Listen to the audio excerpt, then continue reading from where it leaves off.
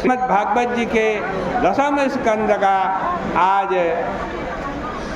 50वां अध्याय प्रारंभ कर रहे हैं। बोले गंगा मैया की। आवाज नहीं आ रही, देखा तो लगाओ प्रभु, सब मिलकर के जोर से बोलो, बोले गंगा मैया की जय। अस्ति प्राप्तिश्च कंसस्य महिष्यो भरतर्षभ मृते भरतरि दुःखार्ते ईयतु पितुर्गृहान्। सुखदेव जी महाराज कहते हैं कि परीक्षित, कंस की अस्थि और प्राप्ति नाम की 2 पत्नियां थी। कंस का मतलब अभिमान, कंस माने अभिमान। हिंसक एव कंस इति उच्यते। जो हिंसा करे उसका नाम भी कंस है, जो अभिमान करे उसका नाम भी कंस है। वह हिंसा ऐसे करता है कि किसी वस्तु को देश काल से परिच्छिन्न करके मैं बना लेता है, मैं, और उसी का नाम अभिमान है। अभितः मानः परिमाणः। जिसके चारों ओर मान ही हो, परिमाण हो,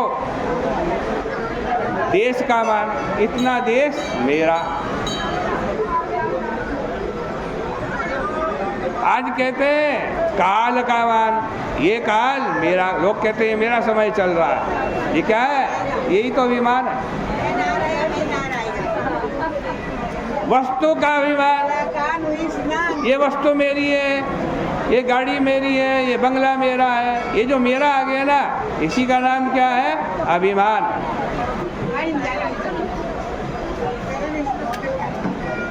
देखो,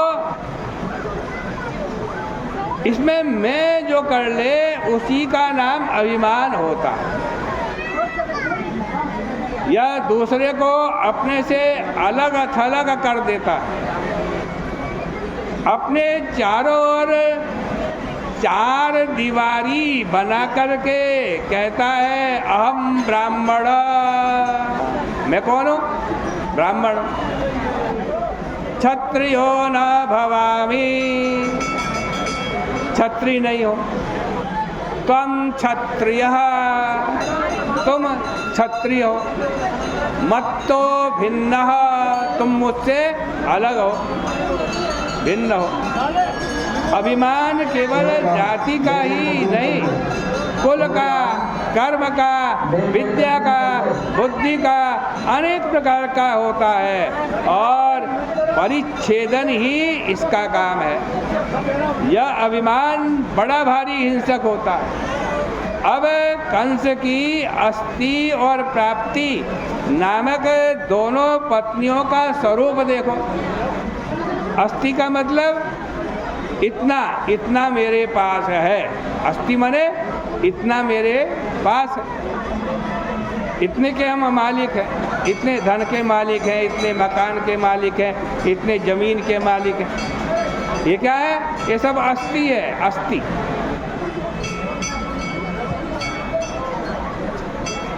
आज कहते हैं प्राप्ति क्या? इतना तो है मेरे पास, और इतना और प्राप्त करेंगे। यही 2 कंस की पत्नियां हैं। एक का नाम अस्थि है और दूसरी का नाम प्राप्ति है। गीता जी में बड़ा सुंदर लिखा इस बारे में। इदमद्य मया लब्धम इदम प्राप्ते मनोरथम इदमस्तीदमपि मे भविष्यति पुनर्धनम् असो मया हृतस्तत्र अनिश्चे चापराणि अनिश्चे चापरानपि ईश्वरोऽहमहं भोगी सिद्धोऽहं बलवान सुगी। कंस की अस्थि प्राप्ति नामक पत्नियां जरासंध की बेटियां हैं। जरासंध मगध का राजा था।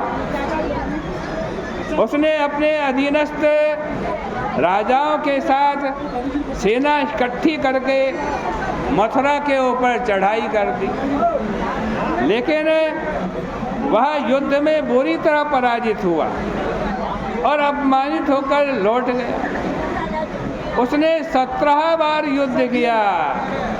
हर बार नए उत्साह से आक्रमण करता और हार जाता।